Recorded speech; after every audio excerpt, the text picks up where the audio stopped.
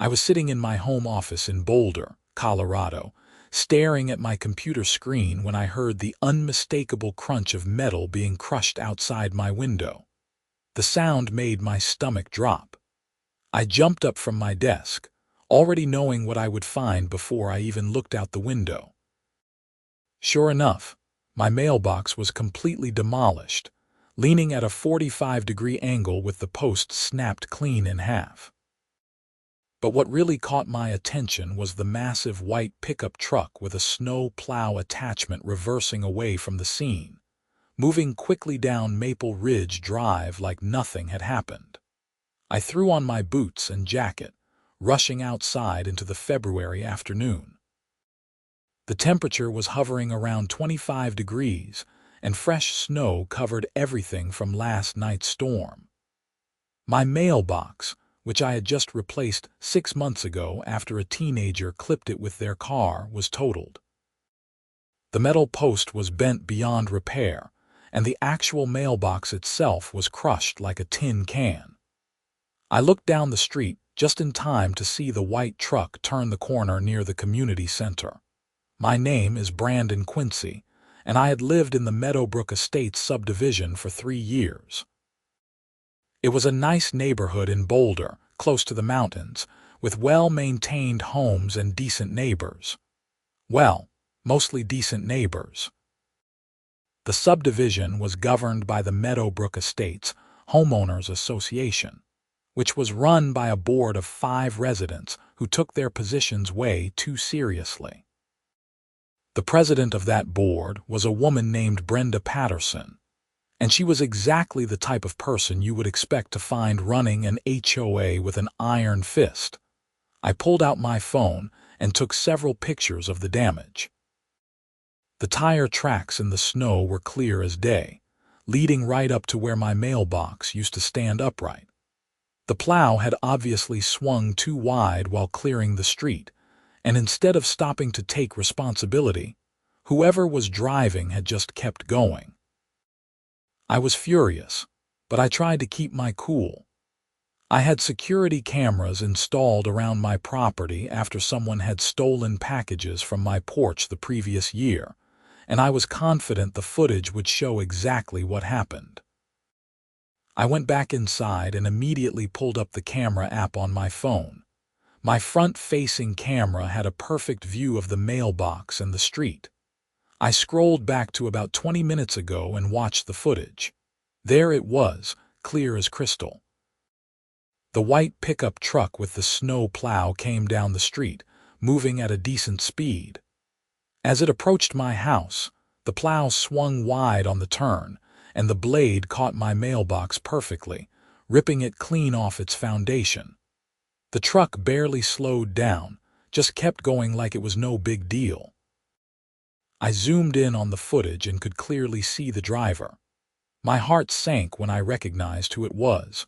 Behind the wheel was none other than Brenda Patterson herself, wearing a bright pink winter coat and sunglasses despite the overcast sky. I should have known.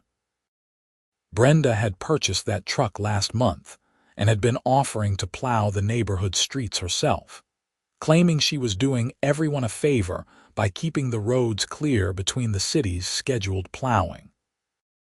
The HOA board had actually praised her for this initiative in the last newsletter, calling her a dedicated community servant. I saved the video footage to 3 different locations: my phone, my computer, and a cloud storage service. Then I sat back and considered my options. I could call Brenda directly and show her the footage, asking her to pay for the replacement mailbox. That seemed like the reasonable adult thing to do. Or I could file a police report for a hit and run, though I doubted they would prioritize something as minor as a mailbox. I decided to go with the first option. After all, accidents happen, and maybe Brenda would do the right thing once confronted with the evidence. I found Brenda's number in the HOA directory and called her. She answered on the 3rd ring, her voice syrupy sweet in that way that always set my teeth on edge. "Hello, this is Brenda Patterson, HOA president. How may I help you today? Hi, Brenda. This is Brandon Quincy from 842 Maple Ridge Drive. I wanted to talk to you about an incident that just happened with my mailbox. There was a pause. Your mailbox, what about it? Well, it was just destroyed by a snow plow about 20 minutes ago. Your snow plow, actually. I have video footage of your truck hitting it. Another pause, longer this time. When she spoke again, her voice had changed completely. Gone was the sweet tone, replaced by something sharp and defensive. I have no idea what you are talking about, Brandon. I have been plowing the neighborhood streets all morning, and I certainly did not hit your mailbox. If your mailbox is damaged, perhaps you should check with the city's snow removal service. They were through here earlier. I felt my jaw clench. Brenda, I literally have video footage of your truck hitting my mailbox. The license plate is clearly visible. I am not trying to cause problems. I just need you to reimburse me for a replacement mailbox. They cost about $200 installed. I am telling you right now that I did not hit your mailbox, she said, her voice rising. And I find it extremely concerning that you are making false accusations against me. As HOA president, I could consider this harassment. I could not believe what I was hearing. Harassment. Brenda, I am just asking you to pay for the damage you caused. I have proof. Your so-called proof is probably fabricated, she snapped. I know all about video editing these days. Brandon, I am going to give you some advice. Drop this matter immediately. If you continue to harass me with these baseless accusations, I will have no choice but to take action through the HOA board. She hung up before I could respond. I stared at my phone in disbelief. This was not how I expected this conversation to go. Any reasonable person would have apologized and offered to pay for the damage. Instead, Brenda had not only denied responsibility, but had essentially threatened me with HOA action. I spent the rest of the afternoon researching my options and calling around to get quotes for a new mailbox installation. The cheapest option I could find was $175, and that was if I went with a basic model. I also called my insurance company to see if this would be covered under my homeowner's policy. They told me it would fall under my deductible, which was $500, so filing a claim would not make sense financially. That evening I was talking to my neighbor, Tom Richards, who lived 2 houses down. He was outside shoveling his driveway when I walked over to chat. Hey Brandon, saw your mailbox got taken out. That's rough, man. Yeah, it was Brenda Patterson with her plow truck. And she is denying the whole thing. Tom shook his head. That does not surprise me at all. Brenda has been on a power trip ever since she became HOA president. Last month she cited me for having my trash cans visible from the street on a non-collection day. They had blown over in the wind and I was at work. She wanted to fine me $50. Did you pay it? Hell no. I fought it at the next board meeting. Eventually they dropped it, but Brenda was furious. She is the type who cannot stand being challenged. We talked for a few more minutes before I headed back inside. I was starting to realize that this situation was going to be more complicated than I had initially thought. The next morning, I found a letter in my mailbox. Well, in the temporary cardboard box I had set up as a makeshift mailbox while I waited to get a proper replacement. The letter was from the Meadowbrook Estates HOA, and it was signed by Brenda Patterson. My hands were shaking as I read it. The letter stated that my property was in violation of HOA Bylaws Section 12.4, which required all mailboxes to meet specific aesthetic standards. According to the letter, my current mailbox situation was unacceptable and creating an eyesore for the community. I was being given 72 hours to install a compliant mailbox or face a fine of $100, with an additional $50 per day, until the violation was corrected. I could not believe the audacity. Brenda had destroyed my mailbox, denied responsibility, and was now threatening to fine me for not having a proper mailbox. This was beyond unreasonable. This was vindictive. I immediately sent an email to the entire HOA board, copying Brenda, explaining the situation. I included screenshots from the video footage showing Brenda's truck hitting my mailbox. I kept my tone professional and factual, laying out exactly what had happened and requesting that the violation notice be rescinded, and that Brenda reimburse me for the replacement cost. Within 2 hours, I received a response from Brenda. She claimed that the video footage was inconclusive and that I could not prove she was driving the truck. She also stated that, regardless of how my mailbox was damaged, I was still responsible for maintaining my property in compliance with HOA standards. The violation notice would stand. 2 other board members responded to my email. 1. A man named Richard Chen said he would look into the matter and asked for a copy of the full video file. The other, a woman named Susan Martinez, said she agreed with Brenda that the video was not clear enough to determine fault. I sent Richard the complete video file, hoping he would be reasonable about this. Meanwhile, I went ahead and ordered a new mailbox. I was not going to let Brenda fine me over this nonsense, even though it made my blood boil that I had to pay for damage she caused. The installation was scheduled for 3 days later, which would be just under the deadline Brenda had given me. The morning of the installation, I received another letter from the HOA. This one was even more shocking than the first. Brenda Patterson was suing me in small claims court for defamation and harassment. According to the lawsuit, my accusations that she had hit my mailbox had damaged her reputation in the community, and my email to the HOA board constituted libel. She was seeking $5,000 in damages. I sat at my kitchen table, reading and rereading the lawsuit papers, trying to process what was happening. This woman had hit my mailbox, denied it, threatened me with HOA fines, and was now suing me for telling the truth about what she did. It was completely insane. I knew I needed a lawyer. I called several attorneys in Boulder, explaining my situation. Most of them said small claims court did not require legal representation, and many attorneys would not take such small cases anyway. One lawyer, however, named Michael Freeman, agreed to give me a consultation. His office was located downtown, and I met with him the following afternoon. Michael was in his early 50s, with graying hair and a no-nonsense demeanor. He listened to my entire story, watching the video footage on my laptop. "This is pretty clear-cut," he said after watching it twice. "She definitely hit your mailbox, and you can clearly see her face and license plate.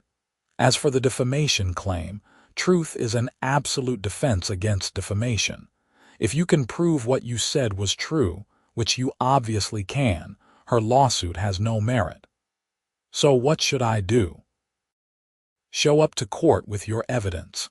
Bring the video on a laptop or tablet, make sure it plays properly.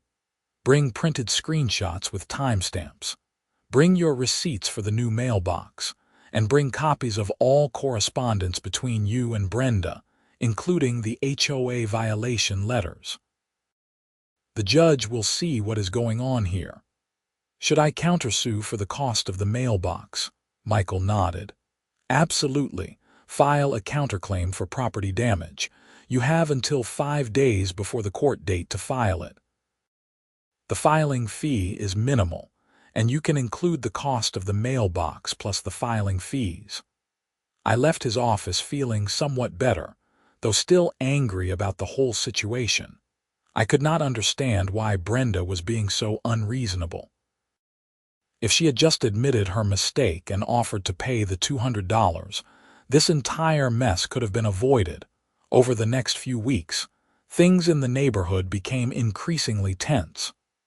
Word had spread about the lawsuit, and people were taking sides. Some residents thought I was making a big deal out of nothing and should just drop it. Others were outraged on my behalf, especially those who had their own negative experiences with Brenda and the HOA board. My new mailbox was installed on schedule, a nice sturdy model that met all the HOA aesthetic requirements. I made sure to document everything with photos and keep all receipts. The day after installation, I filed my counterclaim in small claims court, seeking $200 for the mailbox replacement, $35 in filing fees, and another $100 for the temporary mailbox, and my time dealing with this situation. Brenda responded by sending me another HOA violation letter. This time, she claimed my lawn had weeds growing in it and that I needed to address this within 14 days or face another fine. It was March now, and there was still snow on the ground in shaded areas. Nothing was growing yet. This was clearly harassment, but I documented everything and took photos of my lawn showing nothing but dormant grass and lingering snow. I also started attending HOA board meetings, which were held monthly at the community center. The meetings were usually poorly attended, with maybe 5 or 6 homeowners showing up besides the board members. But the meeting following my dispute with Brenda had a packed room. At least 30 people showed up, and the tension was obvious from the moment the meeting started. Brenda called the meeting to order, her face tight with barely concealed irritation. She ran through the standard agenda items, approving the previous meeting's minutes, discussing the budget, and reviewing ongoing maintenance projects. Then came the open forum, where residents could raise concerns. I stood up and addressed the board. I would like to discuss the pattern of retaliatory violations being issued to my property. Since my dispute with President Patterson began, I have received 2 violation notices for issues that are either false or directly caused by actions taken by board members. This is unacceptable, and I believe it constitutes harassment. Brenda's face turned red. Mr. Quincy, the HOA board issues violations when properties are not in compliance with our bylaws. There is nothing retaliatory about enforcing the rules that everyone agreed to when they purchased their homes here. The rules state that lawns must be maintained free of weeds. It is March and nothing is growing. How can you cite me for weeds that do not exist? Our landscaping inspector noted signs of weed growth beginning to emerge, Brenda said stiffly. Who is your landscaping inspector? There was a pause. I conduct the inspections myself as part of my duties as president. Murmurs went through the crowd. Tom Richards stood up from the back of the room. This is exactly the kind of thing we are talking about. Brenda, you hit this man's mailbox, and instead of taking responsibility, you are harassing him with fake violations. It is abuse of power. I did not hit anyone's mailbox, Brenda said loudly, and I resent these continued false accusations. If people are not happy with how this board is run, they are welcome to run for positions themselves during the next election. Another homeowner, a woman named Patricia Simmons, stood up. Brenda, several of us have reviewed the video footage Brandon shared. It clearly shows your truck hitting his mailbox. Why can you not just admit what happened and pay for the damage? That video proves nothing, Brenda insisted. It could have been edited or manipulated. I am not paying for damage I did not cause, and I will not sit here and be accused of lying. This meeting is adjourned. She grabbed her papers and stormed out of the community center, leaving the other 4 board members sitting at the table looking uncomfortable. Richard Chen cleared his throat. Look, everyone, emotions are running high right now. Let's all take a step back and let the court system handle this dispute. That is what small claims court is for. Whatever the judge decides, we will respect that decision. The crowd slowly dispersed, but people lingered in small groups discussing the situation. Several neighbors came up to me offering support and sharing their own stories about problems with Brenda and the HOA. I learned that I was far from the only person who had been on the receiving end of questionable violation notices. One couple, the Hendersons, told me they had been cited for having holiday decorations up too late in January, even though their neighbors on both sides had the same decorations and received no violations. Another man, Steve Wilson, said he had been fined for parking his work van in his driveway overnight, citing a commercial vehicle restriction. When he pointed out that 3 other neighbors had similar work vehicles and were never cited, Brenda told him that violations were enforced on a complaint basis, and someone had complained about his van specifically. As the court date approached, I prepared my case meticulously. I created a timeline of events with documentation for everything. I had the video footage saved on my laptop, a tablet, and a USB drive as backup. I had printed color screenshots with timestamps. I had receipts for both mailboxes, the old one and the new one. I had copies of all the violation letters Brenda had sent me. I had photos of my property showing that the alleged violations were false. I even had written statements from several neighbors willing to testify about Brenda's pattern of behavior, though I was not sure if I would be allowed to present those in small claims court. The court date was set for April 15th, which seemed appropriate given it was tax day.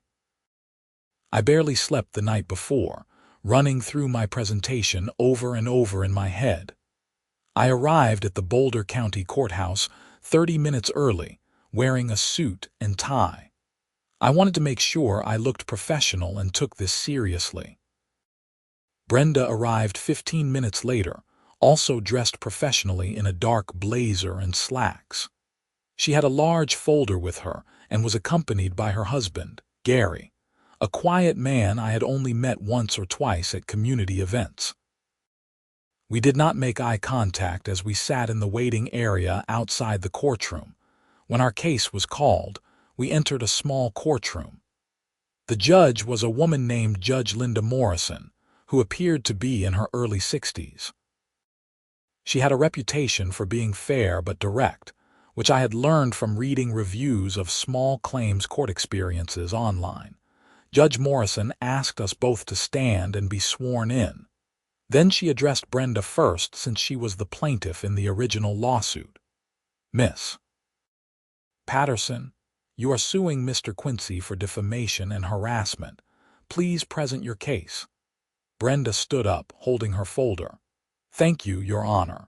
I am the president of the Meadowbrook Estates Homeowners Association, a position I have held with dedication for 3 years. On February 10th of this year, Mr. Quincy began making false accusations against me, claiming that I damaged his mailbox with my vehicle. These accusations are completely untrue and have damaged my reputation in our community. He sent emails to the entire HOA board and has told numerous neighbors that I am a liar. This has caused me significant emotional distress and has undermined my authority as HOA president. I am seeking $5,000 in damages. Judge Morrison looked at her notes. Do you have any evidence that Mr. Quincy's statements were false? Well, I know I did not hit his mailbox, Brenda said. I am a careful driver and I would never leave the scene of an accident. That is not what I asked.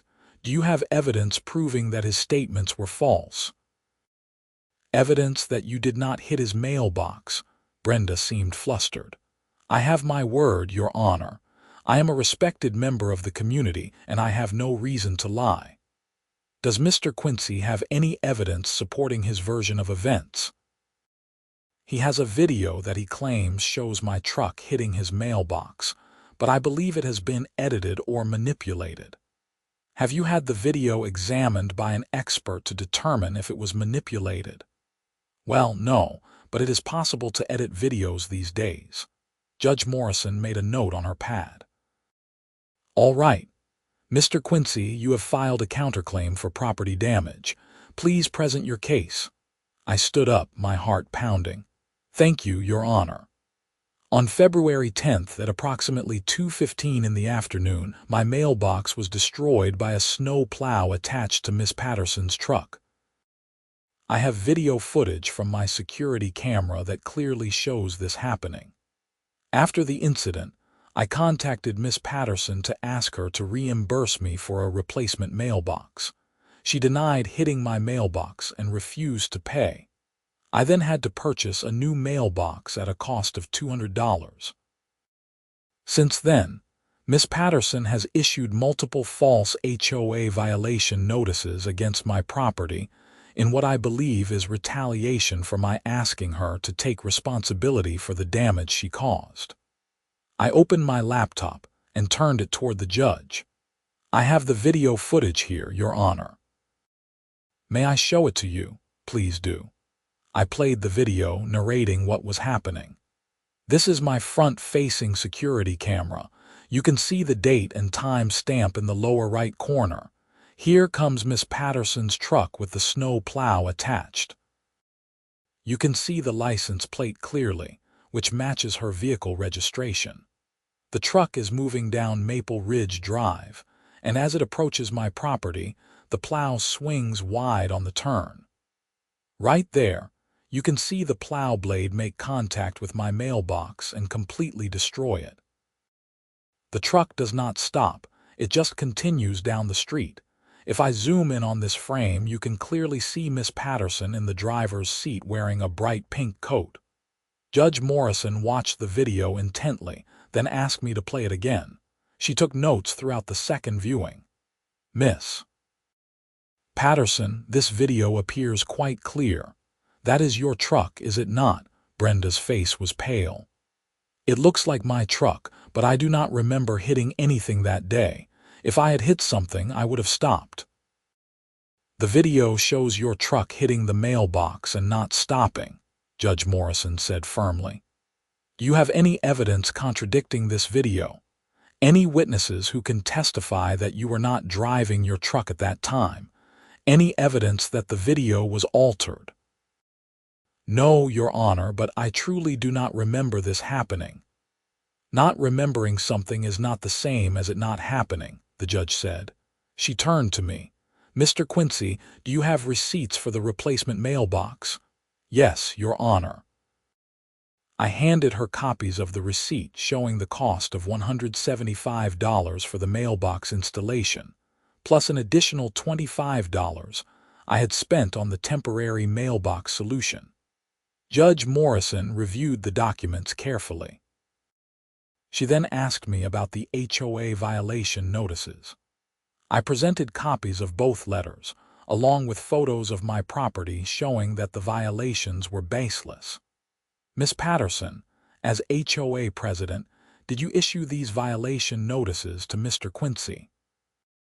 Yes, Your Honor, but those were legitimate violations based on our bylaws. The first notice was issued the day after Mr. Quincy contacted you about the mailbox, citing him for having an improper mailbox. The mailbox was improper because you had just destroyed it. Do you not see how that appears retaliatory? He was out of compliance with our standards, Brenda insisted weakly. Because of damage you caused, Judge Morrison said. And this second notice about weeds in March when there was still snow on the ground. Mr. Quincy's photos clearly show no weeds were present. These notices appear to be harassment. Brenda did not respond, just stared at the table in front of her. Judge Morrison spent several minutes reviewing all the documents and her notes. Finally, she looked up at both of us. I am going to issue my ruling. First, regarding Miss Patterson's claim of defamation and harassment. Truth is an absolute defense to defamation. Mr. Quincy has provided clear video evidence that Miss Patterson's truck struck his mailbox. His statements about this incident were truthful, not defamatory. Additionally, I see no evidence of harassment on Mr. Quincy's part. He contacted Miss Patterson privately first to resolve the matter, only escalating when she denied responsibility. His email to the HOA board was factual and appropriate given the circumstances. Therefore, I am dismissing Miss Patterson's lawsuit in its entirety. Brenda's face crumpled, but Judge Morrison was not finished. Regarding Mr. Quincy's counterclaim for property damage, I find in his favor. The video evidence clearly shows Miss Patterson's vehicle caused the damage. She is responsible for the replacement cost. Additionally, the retaliatory HOA violation notices constitute harassment and abuse of her position as HOA president. Therefore, I am awarding Mr. Quincy the following: $200 for mailbox replacement and related expenses, $35 for court filing fees, and an additional $300 for the harassment he endured through false violation notices. The total judgment is $535 to be paid within 30 days.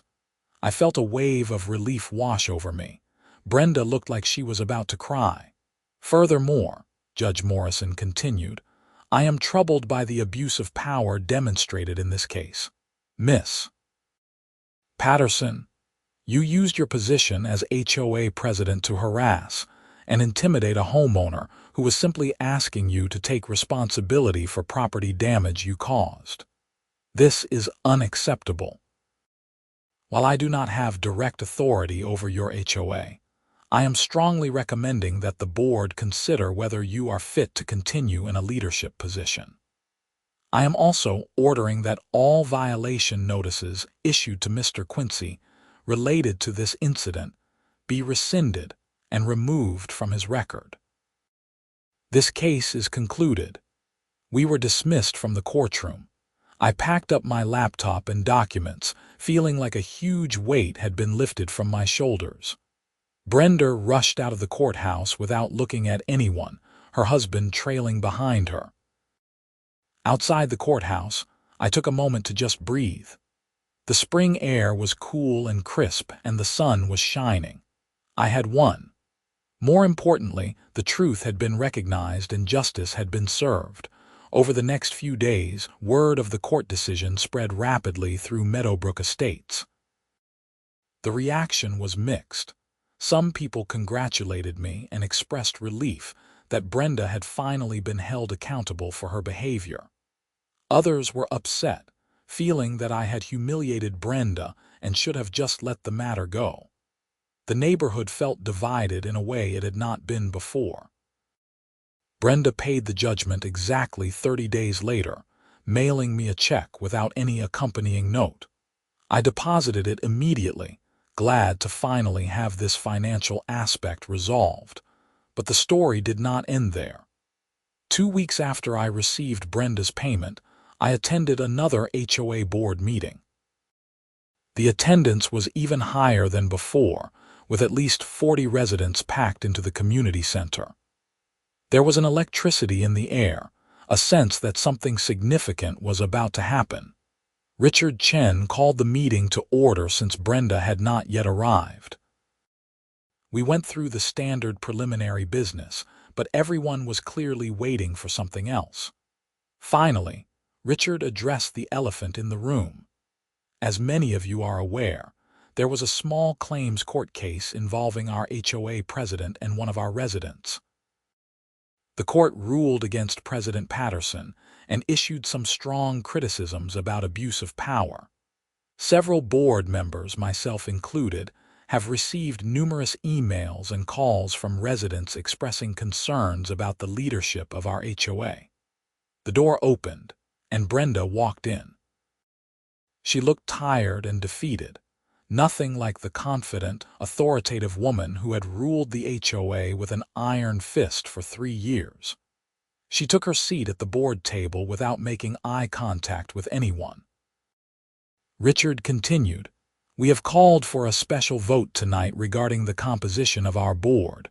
But first, President Patterson has asked to make a statement." Brenda stood up slowly. Her voice was quiet when she spoke, so different from her usual commanding tone.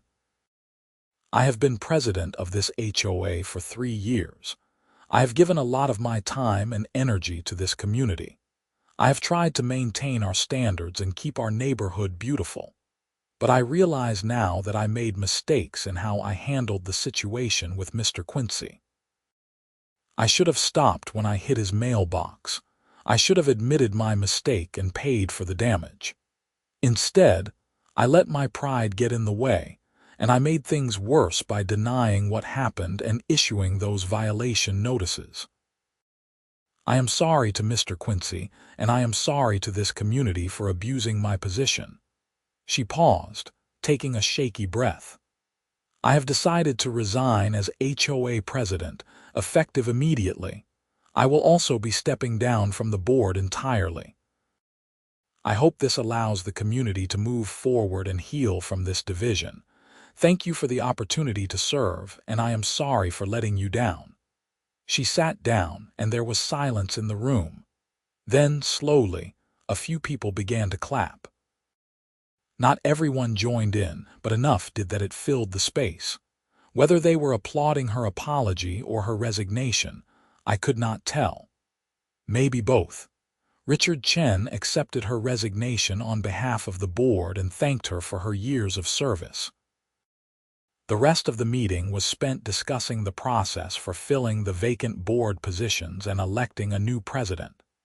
Several residents expressed interest in running for the open seats, including Patricia Simmons, the woman who had spoken up at the previous meeting. After the meeting, Brenda approached me. Gary stood a few feet away, giving us space but staying close to his wife. "Brandon, I want to apologize to you directly. What I did was wrong, all of it. Hitting your mailbox, denying it, the lawsuit, the violation notices.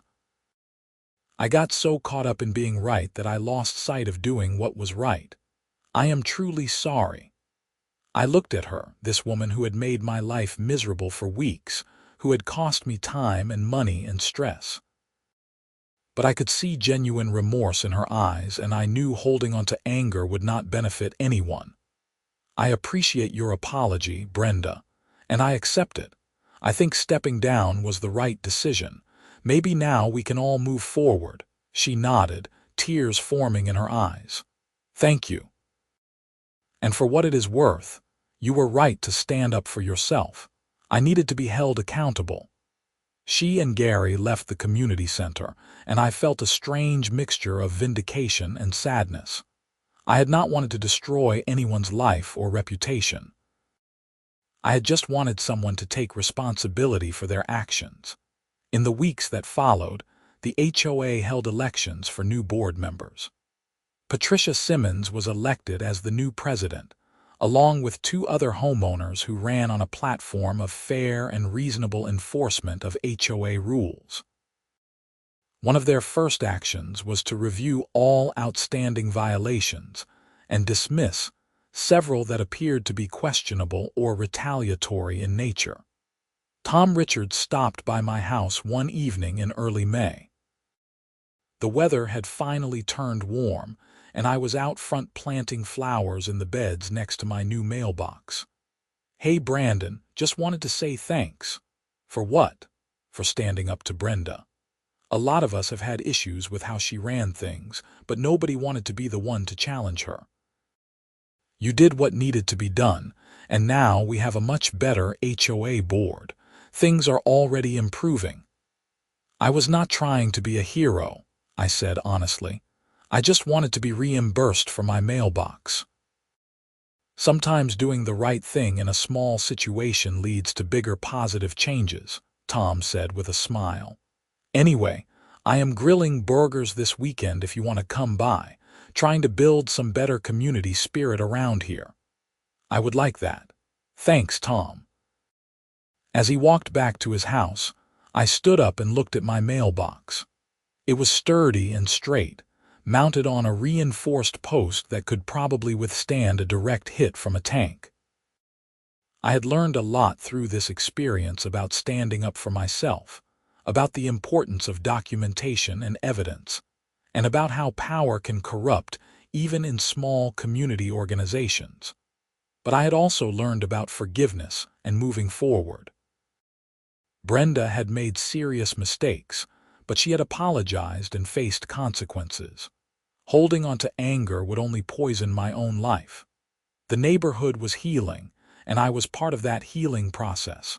Life in Meadowbrook Estates gradually returned to normal. The new HOA board was much more reasonable in their enforcement of community rules. They created a transparent process for handling violations, including warnings before fines and an appeals process. They also established term limits for board positions to prevent any one person from accumulating too much power.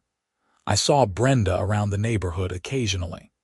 She and Gary still lived 3 streets over, and sometimes we would wave to each other in passing. It was not a warm friendship, but it was civil, which felt like an accomplishment given everything that had happened. My security cameras continued to record faithfully, though thankfully there were no more incidents requiring me to review the footage. The mailbox stood strong through the rest of that winter and the next, a silent testament to the importance of accountability and truth. One afternoon in late June, I was washing my car in the driveway when a moving truck pulled up to the Patterson house. I watched as movers began loading furniture and boxes. Tom came over, seeing what I was looking at. "They are moving," he said quietly. "Gary got a job transfer to Denver, probably for the best, all things considered." I nodded, feeling a mix of emotions. Part of me felt bad that things had escalated to the point where they felt they needed to leave the neighborhood. But another part of me knew that sometimes fresh starts are necessary for everyone involved. A few days later, I saw Gary loading the last few items into their car. I walked over, not really knowing what I was going to say. "Gary, I just wanted to wish you both well with the move." He looked surprised but shook my hand. "Thanks, Brandon. That means a lot. Brenda is inside if you want to say goodbye." I hesitated, then nodded. Gary called into the house and Brenda came out. She looked different, lighter somehow, despite the stress of moving. "Brandon, hi. Did not expect to see you here." "I heard you were moving. Just wanted to say goodbye and wish you well." She smiled, a genuine smile this time. "Thank you. Denver will be good for us. A fresh start, you know. And honestly, stepping back from the HOA stress has been good for me. I got too wrapped up in it, made it too much of my identity. This move is helping me remember what is really important." "I am glad," I said, and I meant it. "Take care of yourself, Brenda." "You too, Brandon, and thank you for pushing back when I was wrong. I needed that wake-up call."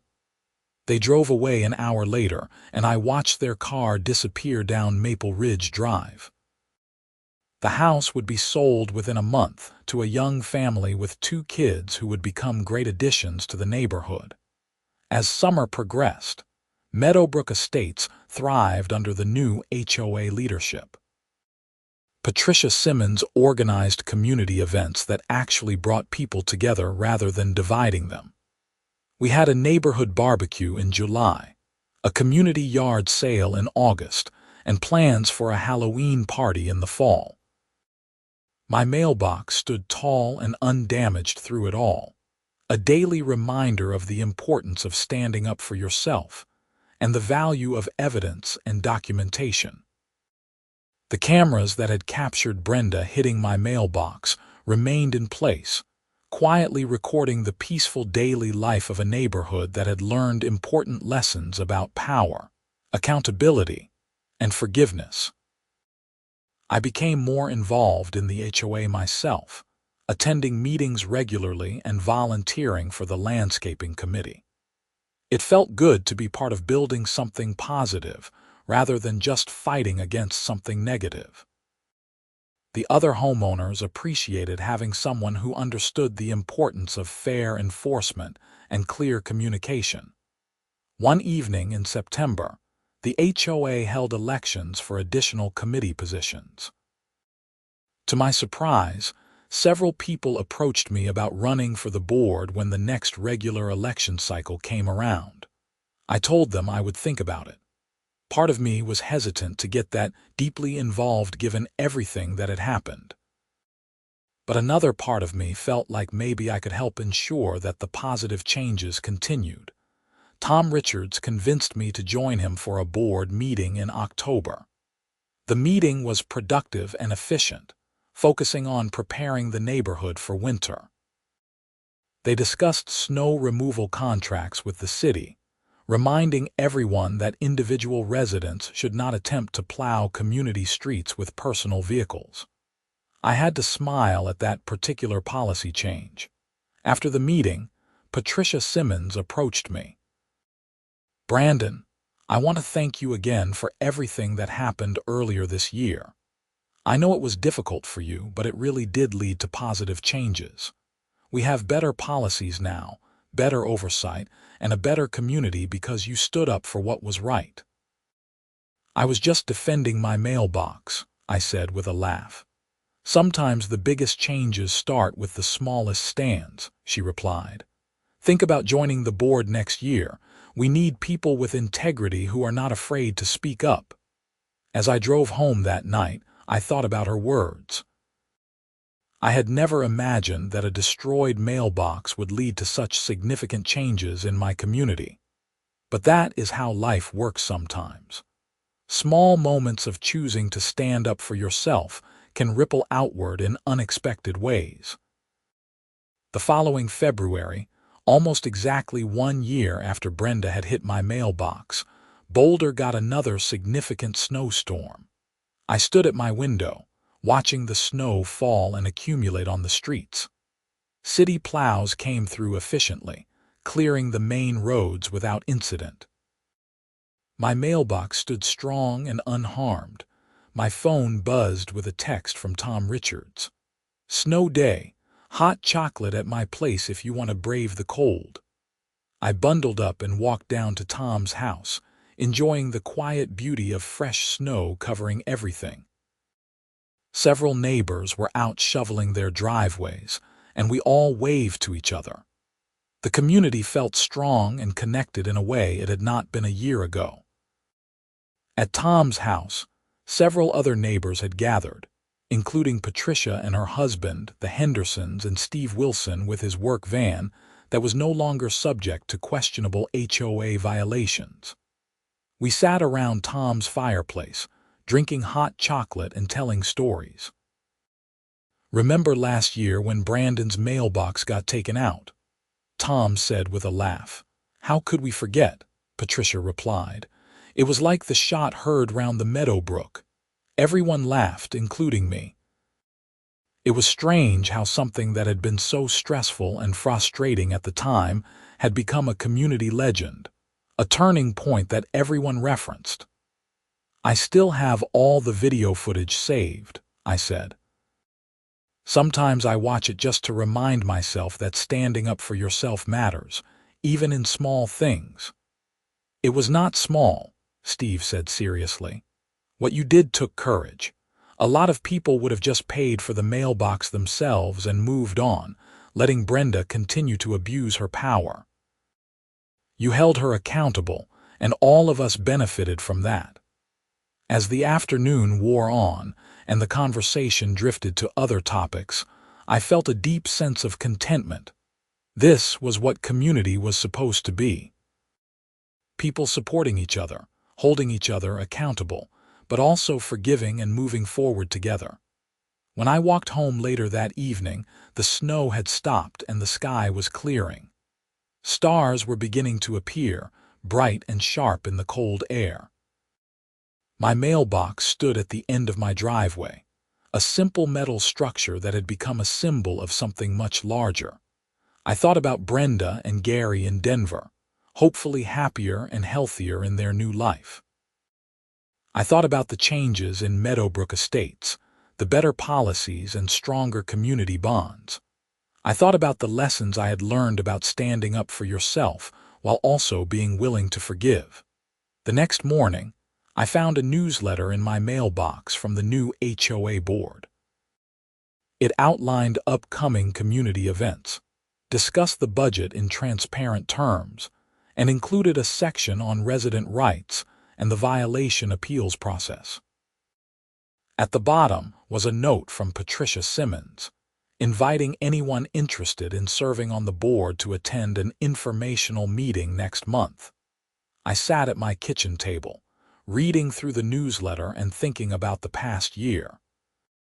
Then I opened my laptop and sent Patricia an email expressing my interest in running for a board position in the next election. If my experience had taught me anything, it was that good people need to step up and get involved in their communities. Change does not happen by itself. It happens when ordinary people decide to take a stand, even if that stand starts with something as simple as defending a damaged mailbox. The response from Patricia came within an hour, enthusiastic and welcoming. She provided information about the board responsibilities and the election timeline. Reading through it, I felt a sense of purpose.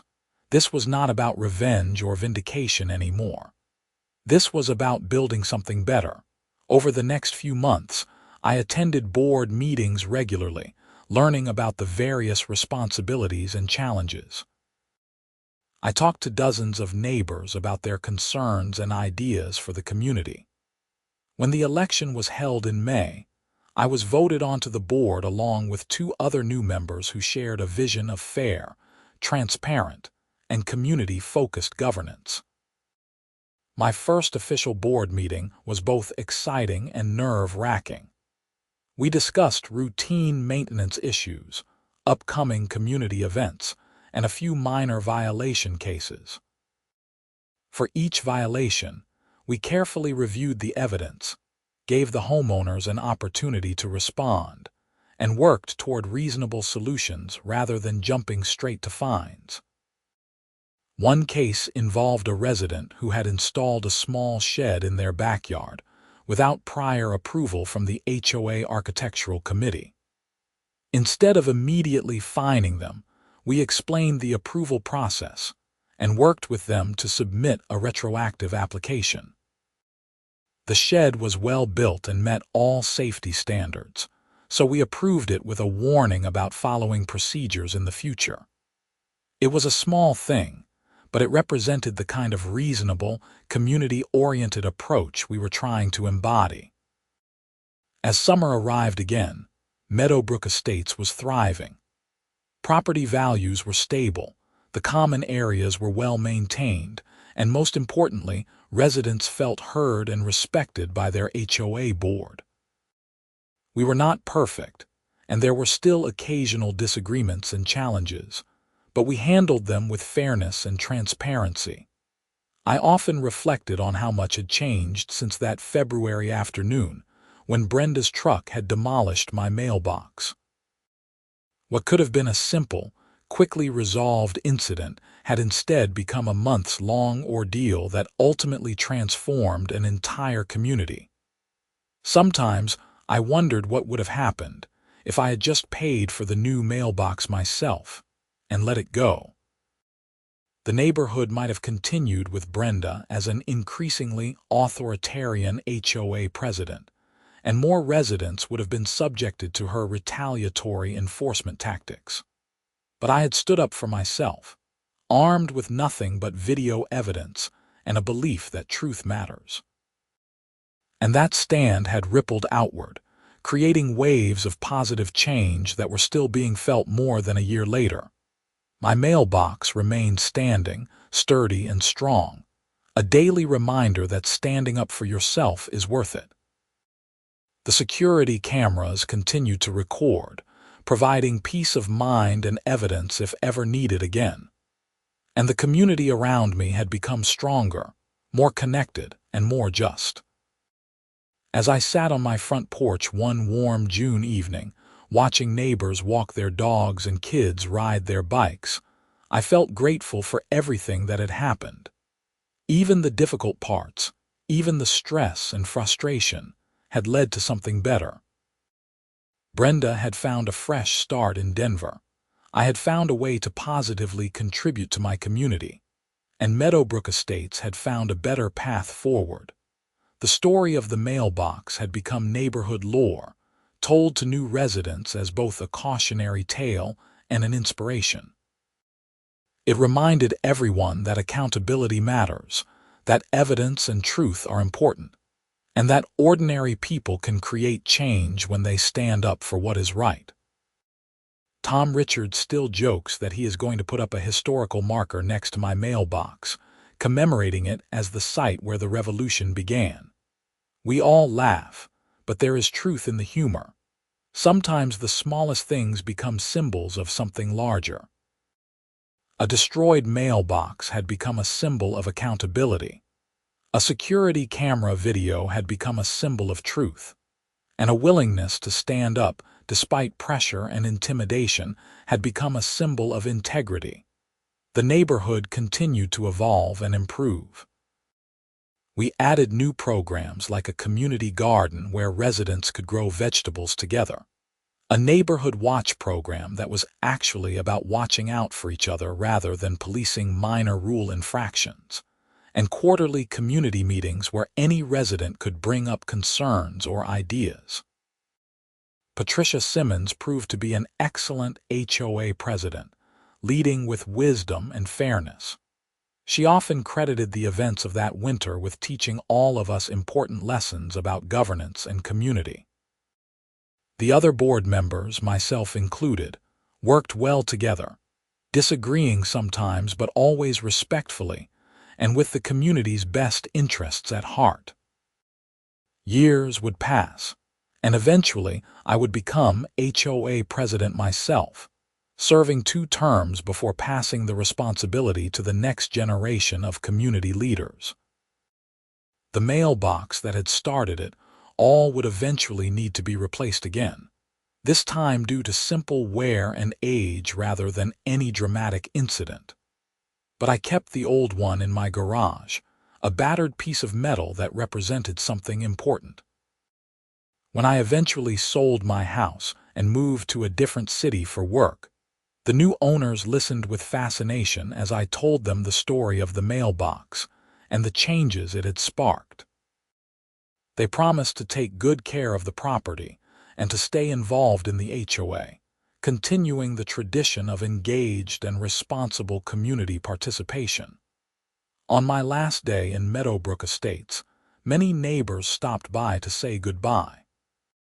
We reminisced about community events, the improvements we had made together, and yes, the infamous mailbox incident that had started it all. There was laughter and some tears, and a deep sense of gratitude for the community we had built together. Tom Richards gave me a gift at the going-away party they threw for me. It was a framed photo of my mailbox, taken the day after it had been destroyed, with the caption, "Where change begins." I laughed and hugged him, promising to hang it in a place of honor in my new home. As I drove away from Meadowbrook Estates for the last time, I took one last look at the neighborhood that had taught me so much about courage, accountability, forgiveness, and community.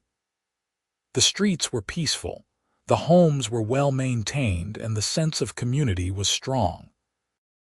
It was not perfect, no community ever is, but it was good and getting better. The lesson I carried with me was simple but profound. Standing up for yourself matters, truth matters, evidence matters, but so does forgiveness and the willingness to move forward together. Communities are built not by people who never make mistakes, but by people who are willing to acknowledge mistakes, make amends, and work together to create something better.